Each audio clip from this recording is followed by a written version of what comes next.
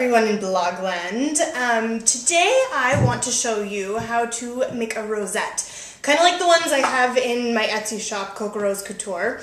So these are the supplies that you will need to make a rosette. First of all, you're going to need a piece of felt. Any color will really work because you won't be able to see the back, so it doesn't really matter, but I like to coordinate mine because I'm quirky. Then you're going to need some type of a piece of fabric. I prefer to only use two types of fabric. The first one I like using is Dupioni silk. The reason I like this is because it rolls really well, and sometimes it has two-tone colors in it, so when it rolls it looks really, really pretty and it has more texture and more dimension. And then the other one I like to use is just a cotton broadcloth. So this one tends to stick together really well, so if you really like the folds in your fabric, you like to see where the rose folds, this is a great one to use. Then you're just going to need a pair of scissors and a glue gun and glue sticks for your glue gun. Okay, so the first thing you need to do is take your piece of silk or cotton. This is about how long I usually use to make my rosette. So I'd say it's probably a yard. And you can use on Dupioni silk, you can just make like a slit and you can rip it and it'll just rip straight all the way down. If you like it to be more frayed, then I'd say rip it, but if you like more of the streamlined straight look, you can just cut it with your scissors and leave it straight. So that's the first step. Alright, so once you have your about a yard length strip of your fabric, I'm right-handed, so I'm going to have my husband film behind me so you can kind of see what my hands are doing. So basically, you're going to want to take the corner of your piece of fabric and kind of just put it into like a 90-degree angle point, right? And then you're going to slowly kind of just fold it into as tight of a ball as you can.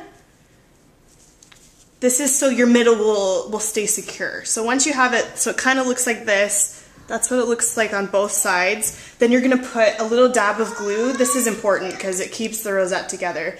Just a teeny bit because you don't want the glue to show. And you're just going to kind of secure it and make it really, really, like a really tight little ball. Okay, so then the next thing you're going to do is I like to hold it with my middle finger and my thumb, and I keep it as flat and as tight as I can.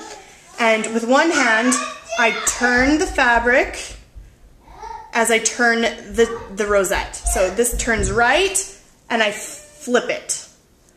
Turn it clockwise and flip. Turn it clockwise, flip, clockwise, flip, clockwise. I'll just keep showing you so you can see it visually, as I kind of learned that way. And you just flip it and you keep turning.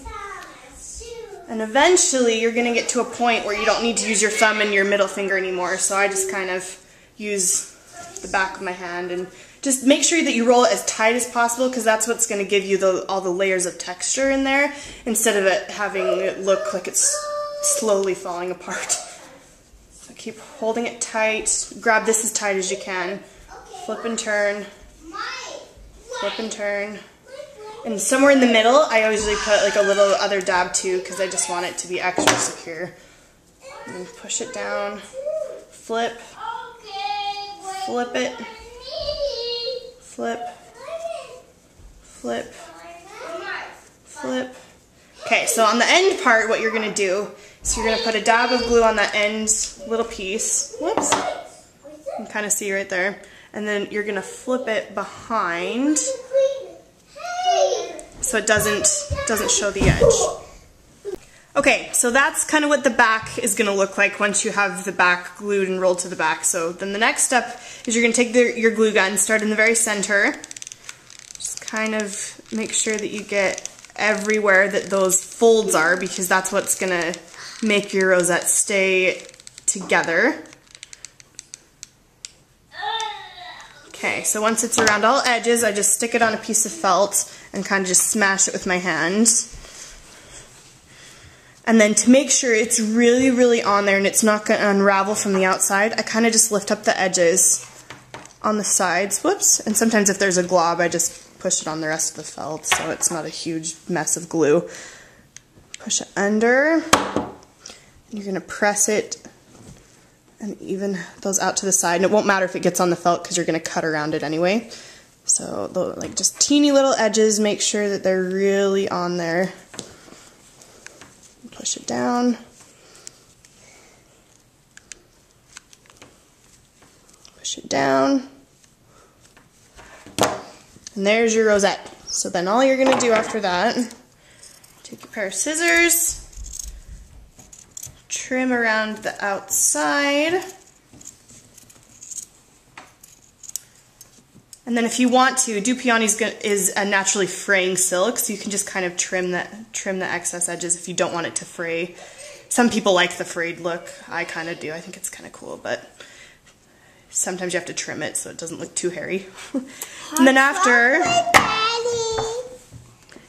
all you have to do is put like a clip or a pin on it and you're ready to go. So there you have 2 rosettes that you can put into a headband, or you can put on a necklace, or make it into a pin or a brooch. An easy way to dress up an outfit, and very therapeutic. Do it while you're watching TV. Thanks for listening, and I'll talk to you later.